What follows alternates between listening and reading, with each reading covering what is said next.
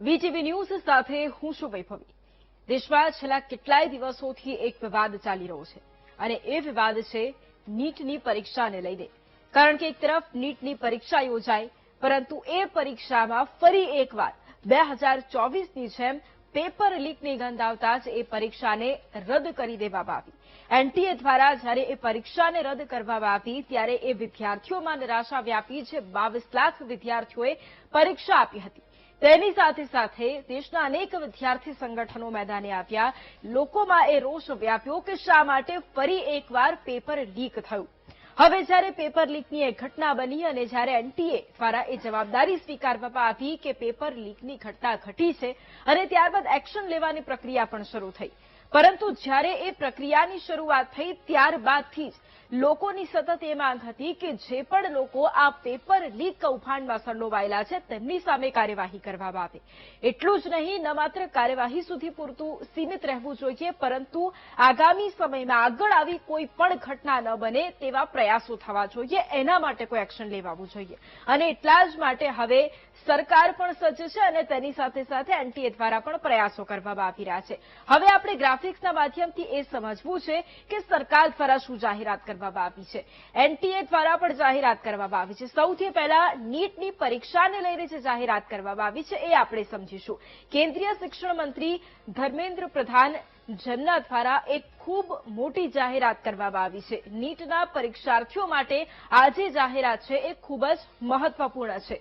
પરીક્ષામાં કેટલાક સુધારા છે તે લાવવામાં આવ્યા છે, કારણ કે વર્ષ 2024માં પણ પેપર લીકની ઘટના કેટલાક સેન્ટરો ઉપર રીટેસ્ટ લેવામાં આવ્યો હતો।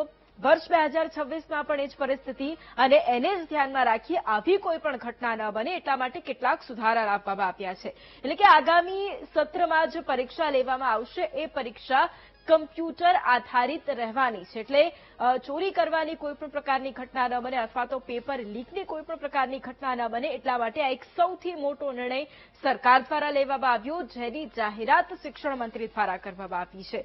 આગામી સત્રથી નીટ યુજીની પરીક્ષા છે તે હવે ઓનલાઈન થઈ જવાની છે। એટલે જે પરીક્ષા કેન્દ્રો ઉપર જવાની ફરજ પડતી હતી, પરીક્ષા કેન્દ્રો ઉપર પરીક્ષા આપવાની ફરજ પડતી હતી, તેમાંથી કંઈક અલગ કરવાનું છે અને હવે ઓનલાઈન પરીક્ષા આપવામાં આવશે। આખું જે સિસ્ટમ છે કેવી રીતે તૈયાર થશે એ પણ આગામી સમયમાં તેની જાણકારી આપવામાં આવશે। એટલે જો તમે નીટ યુજીની પરીક્ષાની તૈયારી કરી રહ્યા છો તો આ બાબત ખૂબ ધ્યાન રાખજો। હવે એનટીએ દ્વારા નીટ યુજીની પરીક્ષાની જે નવી તારીખો છે તેની પણ જાહેરાત કરી દેવામાં આવી છે, કારણ કે જે પ્રથમ પરીક્ષા લેવાઈ હતી તે રદ થઈ છે અને એ નવી પરીક્ષાની તારીખો પણ હવે જાહેર કરી દેવામાં આવી છે। એટલે જેટલા પણ વિદ્યાર્થીઓએ જે પરીક્ષા આપી હતી 3જી તારીખે નીટની, હવે તેમણે નવી ફરી એક વખત પરીક્ષા આપવી પડશે। પરીક્ષા હવે 21 જૂને લેવાશે। જે પહેલી પરીક્ષા હતી એ 3જી મેના રોજ લેવામાં આવી હતી, હવે નવી પરીક્ષાની તારીખો જાહેર કરવામાં આવી છે અને એ હવે 21 જૂનના રોજ લેવામાં આવશે। 22 લાખથી વધુ વિદ્યાર્થીઓ ફરી એક વખત નીટની પરીક્ષા આપશે। એડમિટ કાર્ડ 14 જૂનથી મળવાના શરૂ થઈ જશે। જેટલા પણ વિદ્યાર્થીઓ છે જે ફરી એક વખત આ પરીક્ષા આપવાના છે, કારણ કે એ આંકડો 22 લાખથી વધુનો જ રહેવાનો છે, સ્વાભાવિક વાત છે। એટલે તમામ લોકોને એડમિટ કાર્ડ પણ આપવામાં આવશે। 14 જૂનથી આ પ્રક્રિયા છે તેની પણ શરૂઆત થઈ જવાની છે। હવે જે વિદ્યાર્થીઓ છે, જે પરીક્ષાર્થીઓ છે, તે પોતાના મનપસંદ પરીક્ષા કેન્દ્રની પણ પસંદગી કરી શકશે અને એના માટે પણ તેમને એક સમય આપી દેવામાં આવ્યો છે। જેટલા પણ વિદ્યાર્થીઓ પરીક્ષા આપી રહ્યા છે તેમના માટેની આ યોજના છે। સમગ્ર પ્રક્રિયા માટે 7 દિવસનો સમયગાળો પણ આપવામાં આવ્યો છે। એડમિટ કાર્ડને લઈને અથવા મનપસંદ કેન્દ્રની જો તમારે પસંદગી કરવી હોય તેને લઈને પણ એક સમય આપવામાં આવ્યો છે અને આ સમય 7 દિવસનો રહેવાનો છે। આ 7 દિવસની અંદર આ બધી જ પ્રક્રિયા પૂરી કરવી પડશે।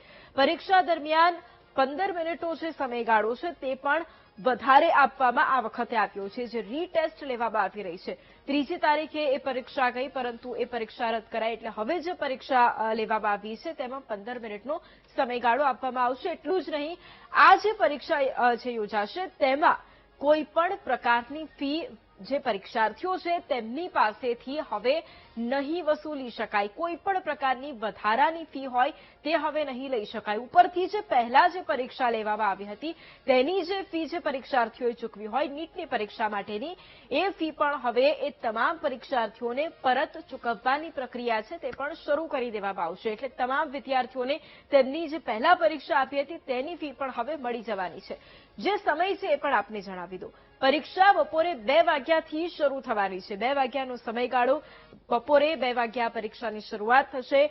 3 કલાકનો સમયગાળો આ પરીક્ષાનો રહેવાનો છે, પરંતુ તેમાં 15 મિનિટનો હવે ઉમેરો પણ કરવામાં આવ્યો છે. એટલે 15 મિનિટ પણ ગણવામાં આવશે. એટલે સાંજે 5 વાગ્યે અને 15 મિનિટ સુધી આ જે પરીક્ષા છે એ જે વિદ્યાર્થીઓ છે, જે પરીક્ષાર્થીઓ છે તે આપી શકશે. પહેલા 2 થી 5નો સમયગાળો હતો, પરંતુ જે પ્રમાણેની ભૂલો થઈ, જે ગડબડ ગોટાળા સામે આવ્યા તેને ધ્યાને લઈ હવે જે વિદ્યાર્થીઓ છે તેમનું પણ મોરલ ડાઉન થયું છે. એટલે 15 મિનિટનો સમયગાળો વધારે આપવામાં આવ્યો છે. હવે શિક્ષણ મંત્રી દ્વારા શું જાહેરાત કરવામાં આવી, તેમના દ્વારા એનટીએ દ્વારા શું કહેવામાં આવ્યું. 7 મેના રોજ એનટીએને પેપર લીક વિશે જાણ થઈ. શિક્ષણ મંત્રી દ્વારા પણ પ્રેસ કોન્ફરન્સ કરવામાં આવી અને તેમના દ્વારા એનટીએ દ્વારા જે કાર્યવાહી કરવામાં આવી છે અથવા એનટીએ દ્વારા સરકારને જે જાણ કરવામાં આવી છે તેની માહિતી આપવામાં આવી છે. હવે આ બાદ સરકારને પણ એનટીએ દ્વારા જાણ કરવામાં આવી. એક તરફ પેપર લીક થાય છે, પેપર લીકની જાણકારી એનટીએને મળે છે અને ત્યારબાદ એનટીએ દ્વારા સરકારને જાણ કરવામાં આવી છે. 12 મેના રોજ પરીક્ષા રદ કરવાનો એક મોટો નિર્ણય લેવામાં આવ્યો અને તેની જાણ કરવામાં આવી અને ત્યારબાદ સમગ્ર દેશભરમાં વિદ્યાર્થી સંગઠનોનો રોષ ફાટી નીકળ્યો. હવે પરીક્ષા રદ કરવાની જે જવાબદારી છે તે નેશનલ ટેસ્ટિંગ એજન્સી એટલે કે એનટીએ દ્વારા લેવામાં આવી. આખી આ જવાબદારી, આખું પેપર ફૂટ્યું છે અથવા પેપર લીક થયું છે એ કાવતરા વિશે પણ એનટીએ દ્વારા તેનો સ્વીકાર કરવામાં આવ્યો અને આ જવાબદારી તેમના દ્વારા લેવામાં આવી. અને બીજી તરફ જે શિક્ષણ મંત્રી છે તેમના દ્વારા પણ એક ખૂબ મોટી વાત કહેવામાં આવી છે કે દરેક બાબતો માટે એનટીએ નેશનલ ટેસ્ટિંગ એજન્સી એ જ જવાબદાર રહેવાનું છે. જો આ પેપર ફૂટ્યું છે, જો આ પેપર લીક થયું છે તો એનું જવાબદાર રહેવાનું છે નેશનલ ટેસ્ટિંગ એજન્સી. એનટીએ છે તે જવાબદાર રહેશે. હવે આખો ઘટનાક્રમ શું હતો એ પણ આપણે થોડું સમજી લઈએ. સૌથી પહેલા તો એ છે કે 3 મેના રોજ નીટ યુજીની જે પરીક્ષા છે તે લેવામાં આવી હતી. જે વિદ્યાર્થીઓ છે તેમણે 2 વર્ષ સુધી સખત મહેનત કરી હતી અને ત્યારબાદ તેમણે 3 મેના રોજ પરીક્ષા આપી હતી એ અપેક્ષા સાથે કે પરીક્ષાનું જે આ વખતનું પેપર છે ખૂબ મોડર્ન પેપર છે, ખૂબ સારું પેપર છે અને ઘણા વિદ્યાર્થીઓ જ્યારે પરીક્ષા આપી અને બહાર નીકળ્યા હતા ત્યારે ખુશ પણ હતા. હવે 7 તારીખના રોજ, 7 મેના રોજ પેપર લીકની માહિતી છે તે પણ મળી રહી છે. 7 મેના રોજ એ માહિતી આવે છે કે જે એક્ઝામ લેવાઈ હતી તેનું તો પેપર લીક થયું છે. 12 મેના રોજ નીટ યુજી 2026ની જે પરીક્ષા જે 3 મેના રોજ યોજાઈ હતી, 7 મેના રોજ પેપર લીકની જાણ થઈ હતી અને ત્યારબાદ 12 મેના રોજ આ પરીક્ષા છે તે કેન્સલ એટલે કે રદ કરી દેવામાં આવી છે. એટલે 22 લાખ જે વિદ્યાર્થીઓએ પરીક્ષા આપી હતી એ પરીક્ષાને રદ કરી દેવામાં આવી છે. સીબીઆઈને તપાસ સોંપવામાં આવી અને ત્યારબાદ એફઆઈઆર પણ નોંધાઈ છે. સીબીઆઈ દ્વારા પણ સતત તપાસ અત્યારે પણ કરવામાં આવી રહી છે. આરોપીઓને પણ ઝડપી પાડવામાં આવ્યા છે. હજુ પણ કેટલાય આરોપીઓ છે તેમને પણ શોધવામાં આવી રહ્યા છે અને 13 મે રાજસ્થાન સહિત જે અન્ય રાજ્યો છે ત્યાં દરોડા પાડવામાં આવ્યા છે. ફરિયાદ નોંધાઈ અને ફરિયાદ બાદ દરોડા પાડવાની એ કામગીરી જેટલા પણ શકમંદો હતા, જેટલા પણ આ કૌભાંડમાં સંડોવાયેલા હતા એ તમામ લોકોની પૂછપરછ કરવામાં આવી. એ તમામ લોકોને શોધવા માટે પોલીસ રાજસ્થાન સહિત જે રાજ્યોમાં આખું આ નેટવર્ક ફેલાયેલું હતું ત્યાં આગળ તપાસ હાથ ધરી. હવે પેપર રાજસ્થાનના શિખર સુધી પહોંચ્યો હોવાનો એક સૌથી મોટો અને મહત્વનો ખુલાસો થયો અને ત્યાંથી પણ કેટલાય લોકોની ધરપકડ કરવામાં આવી છે. હવે નીટ પેપર લીક કેસમાં કોની ધરપકડ થઈ છે એ પણ આપણે સમજી લઈએ. અત્યાર સુધીમાં 7 જેટલા લોકોની ધરપકડ કરવામાં આવી. હવે જે 7 લોકો છે એમાંથી 5 લોકો રાજસ્થાનના હોવાનું સામે આવ્યું. રાજસ્થાનથી પકડાયા છે અને એમાં પણ જે 2 લોકો છે તેમની પાસે ફાર્મ હાઉસ હોવાની વિગતો પણ સામે આવી છે.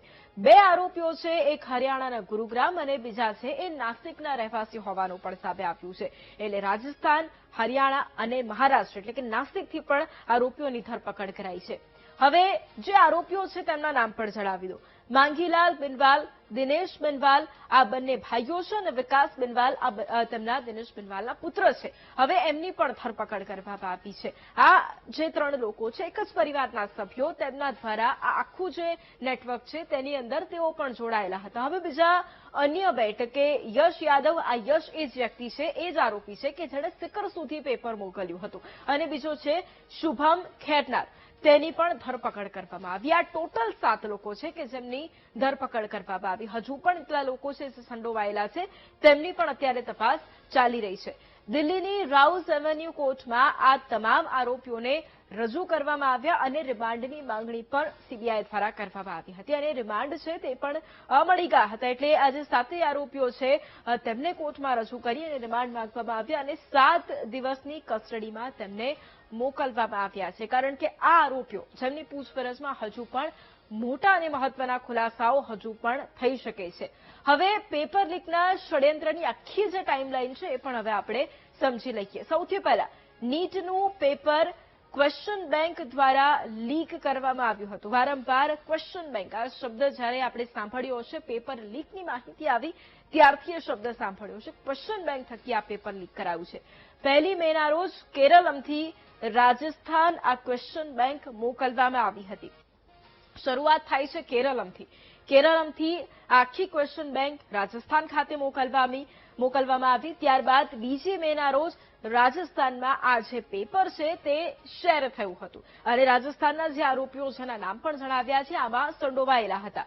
હવે જ્યારે આ પેપર રાજસ્થાનમાં શેર થાય છે ત્યારે 3 મેના રોજ પીજી સંચાલક છે તે પોલીસમાં ફરિયાદ કરે છે, કારણ કે પીજી સંચાલક પાસે પણ આ પેપર આવે છે અને એક પીજી સંચાલક છે તે પીજીમાં જે લોકો હતા તેમને પણ આપે છે, અને એટલા જ માટે પીજી સંચાલક છે જ્યારે આ પરીક્ષા પૂરી થાય છે ત્યારબાદ તેઓ ફરિયાદ કરે છે. હવે 6 અને 7 મેના રોજ પેપર સંબંધિત ઓનલાઈન જે ચેટ છે તે પણ વાયરલ થતી હોય છે. એ ઘણી બધી ચેટ્સ પણ આપણે જોઈ હશે. અમુક સ્ક્રીનશોટ છે તે પણ અત્યારે પણ ખૂબ વાયરલ થઈ રહ્યા છે કે જ્યાં આન્સર્સ પણ બતાવેલા હોય છે, ક્વેશ્ચન્સ પણ બતાવેલા હોય છે. હવે 7 મેના રોજ એનટીએ દ્વારા કંઈક ગડબડી થઈ છે તેવી વાત કરવામાં આવે છે. એનટીએ દ્વારા એનો સ્વીકાર કરાય છે કે પરીક્ષામાં કંઈક ચૂક થઈ છે, કંઈક ગેરરીતિ થઈ હોવાની આશંકાઓ છે.